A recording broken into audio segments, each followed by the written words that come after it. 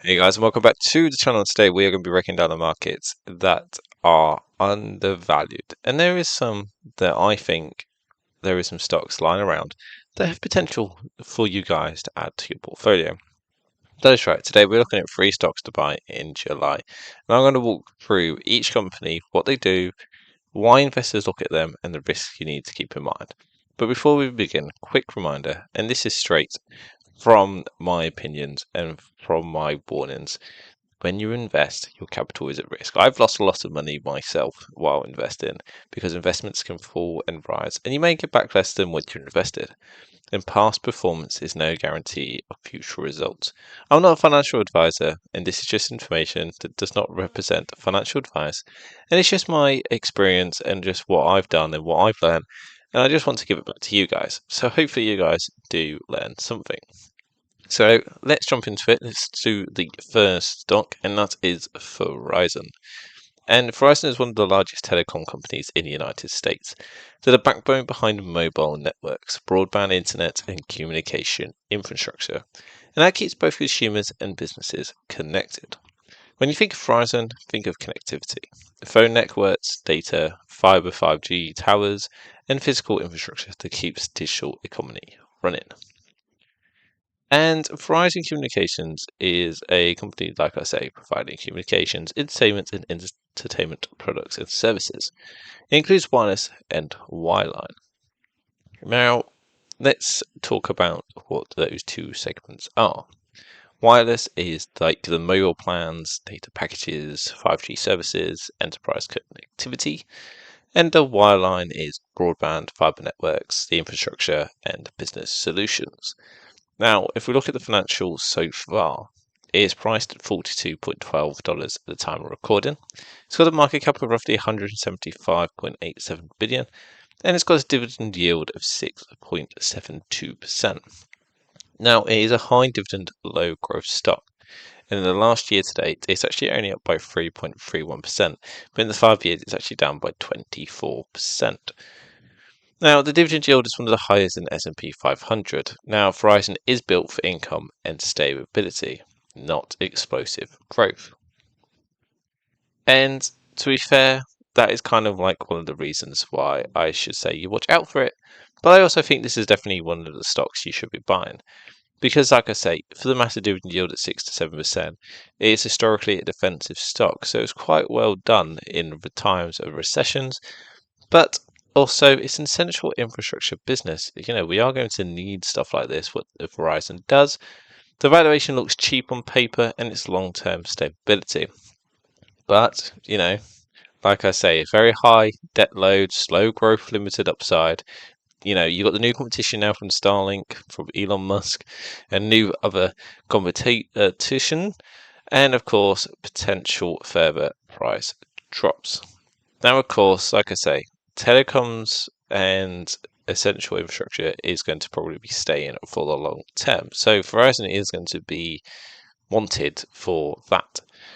And telecoms behave like utilities a little bit. People don't cancel phone plans during recessions because we do need phone plans. But they also do look for cheaper options.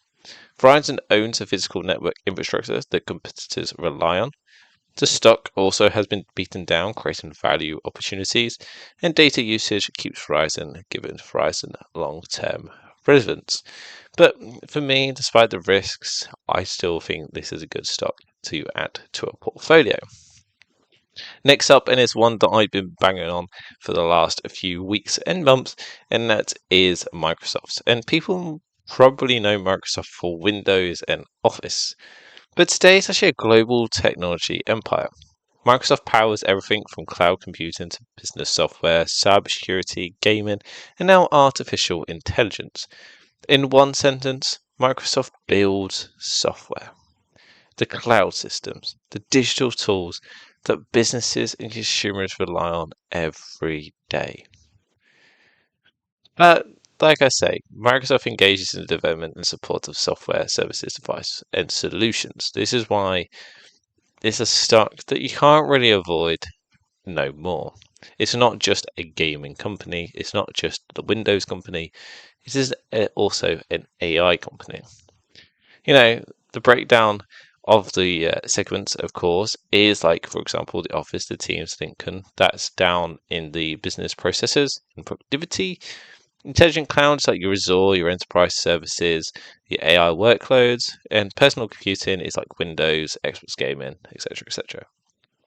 Now, Microsoft is a high margin, high growth company. At the minute, it's trading around $385 with a market cap of 2.86 trillion. Now, it does have a dividend of 0.93%. It's also been beaten down. It's about 21% down to year to date, 23% down a year ago, but 5 years it's up by 37%. Microsoft generates enormous cash flow, but also reinvests heavily into AI and cloud infrastructure. And that is possibly one of the reasons it has been beaten down so far this year. So the 5 reasons, in my opinion, to buy Microsoft: its strong, diversified revenue engine. It's got exceptional profitability, strong growth in key metrics, massive AI positioning, and attractive valuation relative to growth. But there's also little other segments in that you should be looking out for. Like Azure continues to grow rapidly, Microsoft margins are elite, AI workloads are accelerating cloud demand, the OpenAI partnership gives Microsoft a unique competitive moat, and despite its size, Microsoft still grows like a mid-cap tech company. But there is always risks to this. And the main reason that Microsoft has been beaten down so far is due to the heavy AI capex spending. There's also recent share price weakness, insider selling, regulator pressure, especially in the UK. There's a lot with Microsoft and its AI systems, and a competition across all segments. Microsoft competes everywhere: cloud, gaming, enterprise, consumer, and the regulators are looking and watching closely. But in my opinion, once again, Microsoft is a buy into the portfolio. I've also added this stock recently to the portfolio, and there's also a video on my channel if you guys want to go and see that, where I go a little bit deeper into my buys for the portfolio. But like I say, Microsoft is one of the best, I think, companies that you could have a look at right now, and there is definitely some value in that. And finally, we have got PepsiCo. Now, people who do not know what PepsiCo is, you might should gather, if you look at the name very closely, it's the company that holds Pepsi. But it's also one of the largest foods and beverages companies in the world.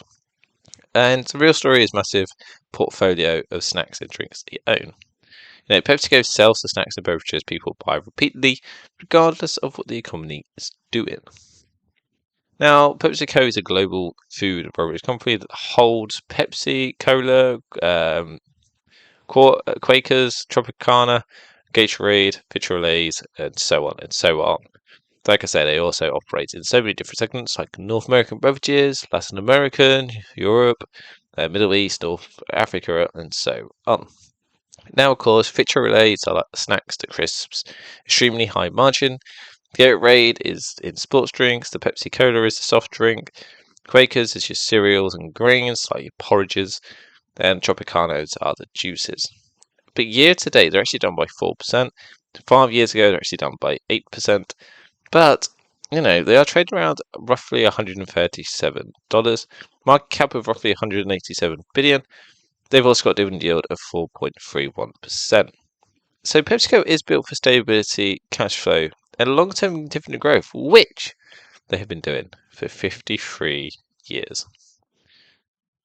So that's also in one of my reasons to buy PepsiCo. It's been growing its dividend for 50 years straight.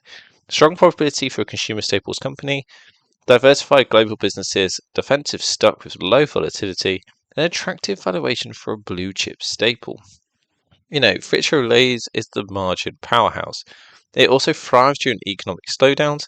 Global diversification protects against regional weaknesses, and dividend viability is unmatched. But there is some risk of the slowing revenue growth.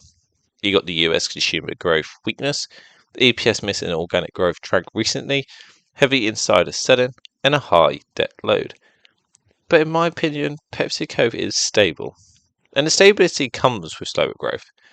And once again, I do think PepsiCo is an add to the portfolio. So those are the three stocks that I think you should be buying in July. Verizon, which is the income defensive telecom, Microsoft, which is long-term tech and AI growth, and PepsiCo, which is defensive consumer staples and dividend reliability. Each one has upside, each one has risks, and your job as an investor is to balance both sides. If you find this helpful, leave a like, hit the subscribe button, comment down below if you've got these in your portfolio, and I'll see you on the next one. Goodbye.